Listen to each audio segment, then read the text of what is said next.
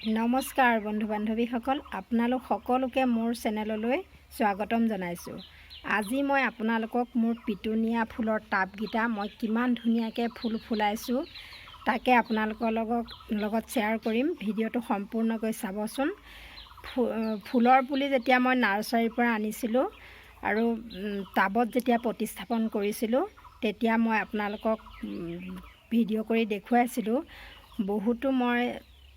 বহুতো ভিউৱাৰ্ছে মোৰ ভিডিঅ'টো চাইছে, মোৰ ভাল লাগিছে, কিন্তু ছাবস্ক্ৰাইবটো কম কৰিছে। সকলোৱে ভিডিঅ'টো চালে চেনেলটো ছাবস্ক্ৰাইব কৰি দিব, তেতিয়াহে মোৰ চেনেলটো আগুৱাই যাব পাৰিব।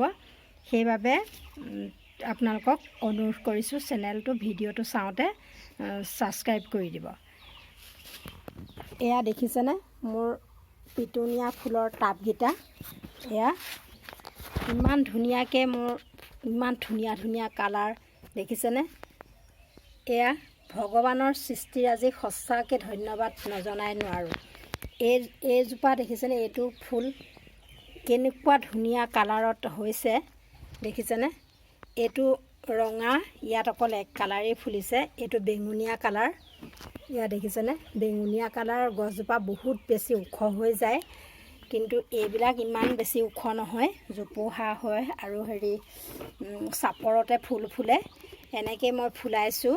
টাবত মাটি প্ৰস্তুত যেতিয়া কৰিছিলোঁ সেইটো মই আপোনালোকক ভিডিঅ' যিহেতু দিলোঁৱেই, সেইবিলাক কথা আকৌ নকওঁ দুনাই। মাটি প্ৰস্তুতিটো এই গছকেইজোপা মই কেনেকৈ কেয়াৰ কৰি আছোঁ সেইটোকে আপোনালোকক ক'ম বুলি ভাবিছোঁ।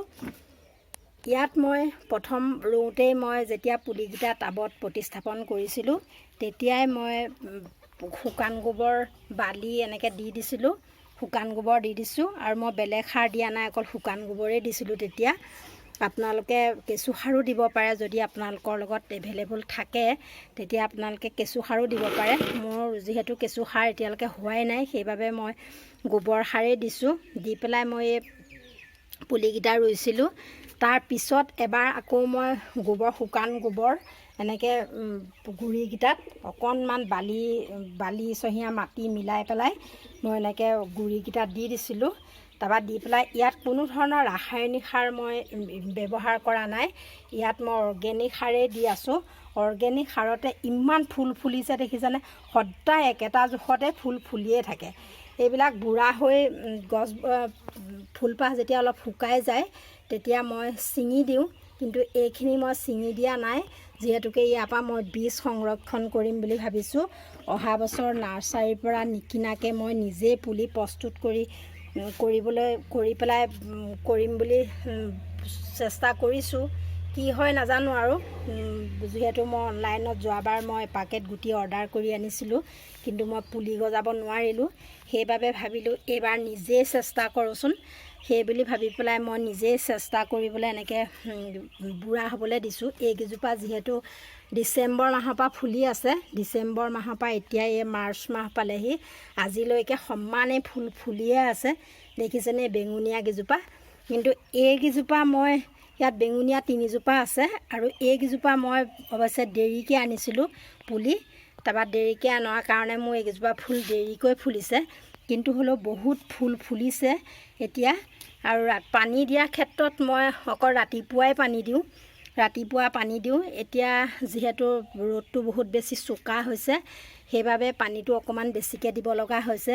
কাৰণ এই গছজোপা ফুল ছানলাইটত থ'লেহে ইয়াৰ পৰা ফুলে, ফুলটো ভালকৈ পোৱা যায়। সেইবাবে মই ফুল ছানলাইটত থোৱাৰ বাবে মই অলপ পানীটো অকণমান বঢ়াই দিছোঁ। আগতে ইমান বেছি পানী নিদিওঁ, অকণ পানী দি আছিলোঁ।